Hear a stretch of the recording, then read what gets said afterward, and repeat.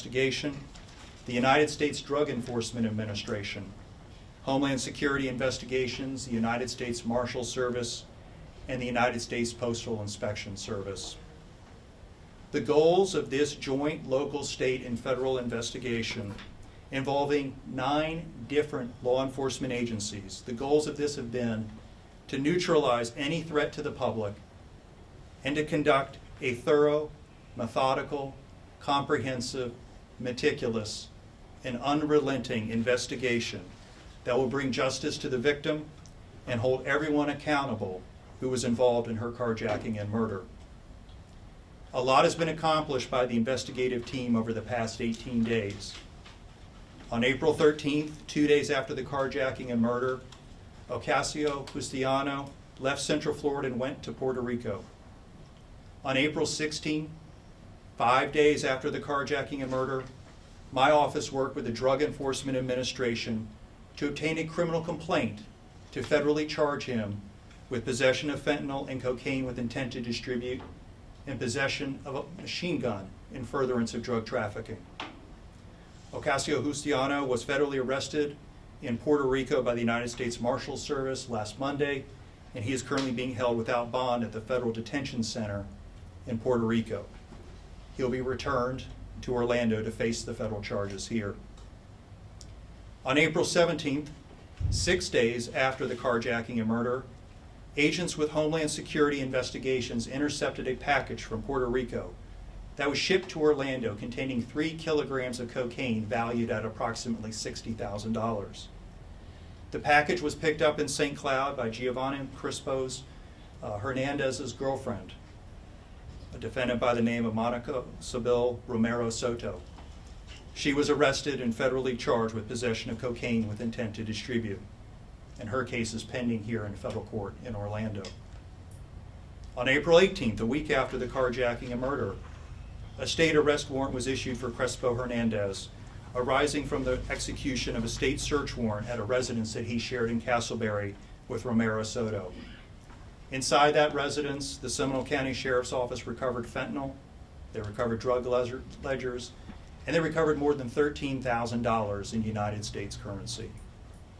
He has been arrested, and Crespo Hernandez is being held without bond for those state charges. On the same day that he was being charged by the state, Jordanish Torres Garcia was apprehended by the Marshal Service in Orlando on a federal warrant for a violation of supervised release. And last Wednesday, April 24, 13 days after the carjacking and murder, my office obtained a criminal complaint that federally charged him with the carjacking of Miss Aquavivas, resulting in her death. Torres Garcia is being held without bond in the custody of the United States Marshals here in Orlando. Although each of these 4 cases that have been charged are different, involving different crimes committed on different dates by different defendants, they have several things in common.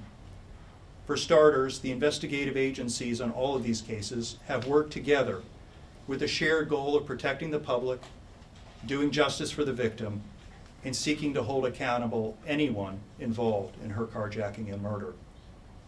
This great teamwork has already yielded immediate results, with 4 defendants and only 11 days being charged after the carjacking and the murder, with 3 of the previously identified persons of interest being held in custody and not being released on bond.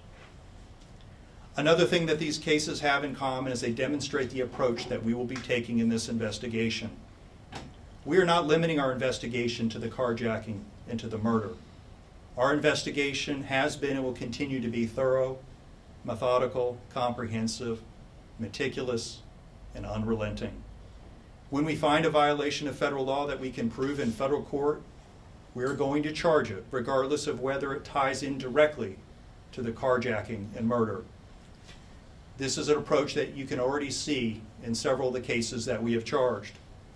Of the 3 defendants who've been federally charged, 1 of them has been charged in connection with the carjacking and the murder, while the other 2 have been charged with drug possession with intent to distribute offenses or firearms offenses. And we are not going to limit the individuals who are charged in this case to the 3 persons of interest who have been previously identified.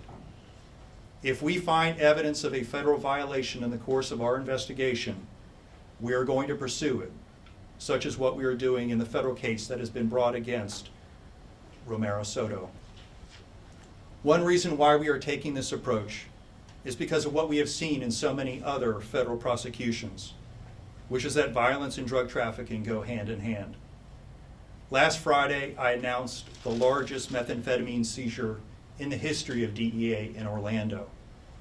In addition to the 68 kilograms of methamphetamine that was found in the defendant's 2 residences in that case, DEA found 4 firearms. We see that same type of connection between drug trafficking and violence in this investigation. In the 3 drug cases that have been charged as part of this investigation in federal and state court, firearms were present in 2 of them, including a machine gun. Simply put, drug trafficking is dangerous. The drugs that are alleged to be trafficked in the 3 drug trafficking cases that have been charged as part of this investigation, they include fentanyl, they include cocaine, which rank first and second in Florida in causing drug deaths. Dealing in those drugs is dangerous because transactions are often done in cash. That lends itself to acts of robbery, theft, and retaliation, themes we unfortunately see far too often in our federal cases. During the more than 2 years that I've served as the United States Attorney, my office has prosecuted more than 10 defendants who were involved in committing murders that related to a drug trafficking organization. Those cases ended up with the same result. The perpetrator was identified, the perpetrator was federally charged, the perpetrator was arrested, the perpetrator was convicted, and the perpetrator was sentenced or will be sentenced to federal prison. The reason that the result has been the same in all of those cases is due to the outstanding work of the law enforcement agencies that have worked on them. This is no accident. As the United States Attorney for the Middle District of Florida, I am the Chief Federal Law Enforcement Officer for 35 counties in Florida. In addition to prosecuting cases in federal court, my office partners with our sheriff's offices, our police departments, our state attorneys, and our state and federal law enforcement agencies, so that we can work together to identify the most pressing violent crime problems in our community and develop comprehensive solutions to address them. We call this our Project Safe Neighborhood strategy. Launched by the Department of Justice in 2001, Project Safe Neighborhoods is built on several core principles: fostering trust and legitimacy in our communities, supporting community-based organizations that help prevent violence from occurring in the first place, setting focused and strategic enforcement priorities, and measuring the results of our efforts.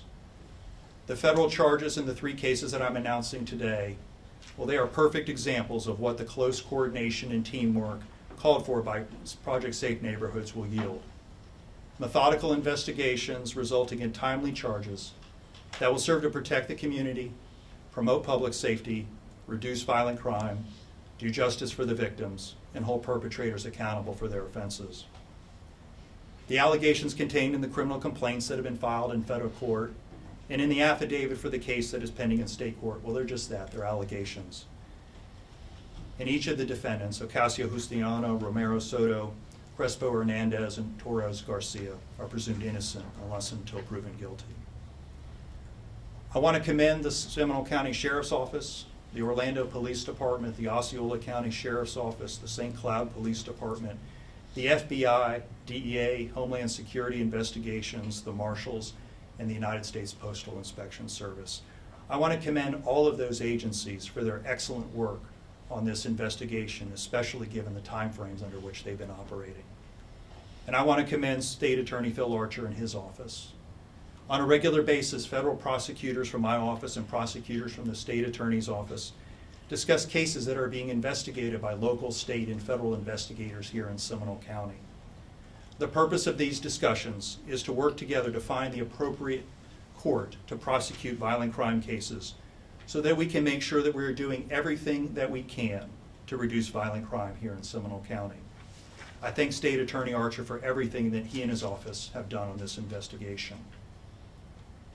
The arrest of these 4 individuals does not mark the end of this investigation. Far from it. Court proceedings have just begun in our federal cases, and we have a lot more work to do. Together with our local, state, and federal partners, we are just getting started. This investigation will not stop until we have exhausted every lead, until we've interviewed every witness, until we have reviewed every piece of evidence and document in the case. Our investigation has been and will continue to be thorough, methodical, comprehensive, meticulous, and unrelenting. We will not stop. We will not stop until we have federally charged and prosecuted every single person for whom the evidence supports the bringing of federal criminal charges. Our goals, simply put, are to protect this community, to keep everyone safe, to do justice for the victim, and to hold accountable anyone involved in her carjacking and murder. We will not rest until justice is served. And with that, I will take questions. Sir, so far, your charges include carjacking resulting in death. No murder charges yet? In the federal system, that is a murder type offense. The carjacking resulting in death is something that's subject to up to life or even the possibility of the death penalty. Have you been able to establish any greater connections between Giovanni and Kevin and Jordanish, or Giovanni and Catherine, or any of the players involved? And so one of the things we're going to do during the course of this investigation is we're going to follow up on each and every lead, and we're going to fully investigate exactly what you're talking about, which is the connections between these individuals. Because like everyone in this community, and we all live and work in this community, this case has been a tragedy and has impacted all of us. And we're going to get to the bottom of it to determine what the motive of that crime is. I'm not prepared to lay that out for you here today, but I can tell you that as we are at the beginning of this investigation, that those are exactly the type of questions we're looking to get answers to. We were led to, and it's been a very complicated string of events, that phone records put the guy who was, the street name was Kivo Justiano, with the Green Acura at the time of the carjacking. Is it likely, as this proceeds, that he'll face a very similar charge to Torres Garcia? What I can tell you about the individuals we have not yet charged with the carjacking is I'm not going to comment on where we are with respect to our investigation. None of them gave any forewarning to the victim in this case of what they were going to do. They didn't give any forewarning to this community. They didn't give any forewarning to law enforcement. And we, in the course of our investigations, we don't give forewarning either. And what I can tell anyone who's involved in this is we are going to conduct a thorough and comprehensive investigation. And if we can charge anyone related to this case, or anyone that we discover who's related to another case, which we've already done, that is what we're going to do. This is going to be a very comprehensive investigation and prosecution. At the risk of asking a question that I think I probably already know the answer to, the husband and I think it's the cousin or the brother, there's been some question about their cooperation and their veracity. Can I assume that if you haven't already, that your investigators will be speaking with them about the situation here? I think what I can say on that is you can assume when I say we're going to interview every witness, we're going to interview anyone who can help us determine what happened in this case, that we're going to follow up on each and every lead, that our investigation is going to be as comprehensive as it can be using the lawful tools that we have available to us. We have a time. At this point of the investigation, do you know why Catherine was the target on this attack? That is something we're going to get to the bottom of, and that's going to be, and I think that also was similar to the first question I got. And so, and there are questions that all of us have with respect to a crime like this, and it's motive. Why? Why did this happen?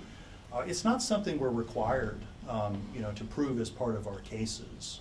Murdering someone, doing a carjacking resulting in death, is a crime. There's no requirement for us to prove the why of it.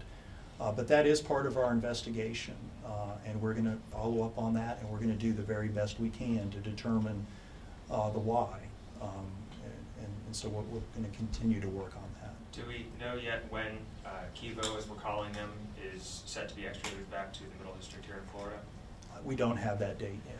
We don't have that date yet. Are federal agents also working with Orange County and looking into the murder of the tow truck driver?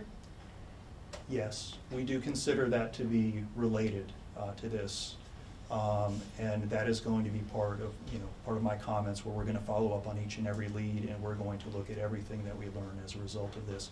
And even if it doesn't turn out to be connected, even if that's not related to this in some way, we are still going to investigate that particular murder, which is a gruesome murder. And if we can bring federal charges in that Orange County case, we're going to do that as well. Because as the sheriff indicated, one reason why we're stepping forward to take the lead on this particular case is the multi-jurisdictional aspect to it. We've heard Osceola County, Seminole County here, Orange County, someone coming from South Florida. We have a package from Puerto Rico. And so it touches a number of different jurisdictions. And so as we take on this comprehensive investigation, that is one of the things we're going to be looking at, is that Orange County. Have you made any headway yet on that murder that you're able to discuss in terms of why that happened or what led to it? No, and typically what you're going to see in terms of when we make headway, you're going to learn about it, because it's going to be something that is filed in court. It's possible we'll do another press conference in connection with one of those to tie together some of the questions that people have about the motive and about how all this relates to one another. But for the most part, you should expect that we're going to litigate this case, and now that it's in federal court, the way we do it in federal court is we speak through what happens on the federal docket. So we know that everything involved is about money and drugs. Do you know if Catherine or his family is involved, her family is involved in this kind of deal too? Yeah, and the sheriff said that, I think, early on, that this case is about drugs and money, and I believe that to be the case. I'm not prepared to say what the particular role of any particular person is. As a federal prosecutor for more than 21 years, I've seen these cases play out all sorts of different ways, so I don't want to speculate at this point about what we're going to be able to find. But I can tell you, the victim is the victim. And will always be the victim. In those other cases that my office has prosecuted, a number of the victims in those cases were individuals involved in drug trafficking. It's a very dangerous business. But that didn't stop them from being the victim in our case and from us treating them as the victim. And Catherine is the victim in this case. But as part of our comprehensive investigation, we're going to do the best we can to understand all of the relationships between all of the individuals who we uncover. And I really just want to commend the Seminole County Sheriff's Office and the sheriff for the information that they've been providing during the course of this investigation, and the transparency, because he has let you know about the all hands on deck situation that he has been doing, and his office have really been doing an exemplary job of leading on this and making sure that all of us are working together to do everything we can to protect the community. And I don't think that message, it can't be said enough how much we appreciate everything they did, especially in that first 18 days of this case, when there are a lot of moving pieces. So we really appreciate what they've done to keep this community safe. And with that, I really appreciate your time. Thank you. Thank you, sir.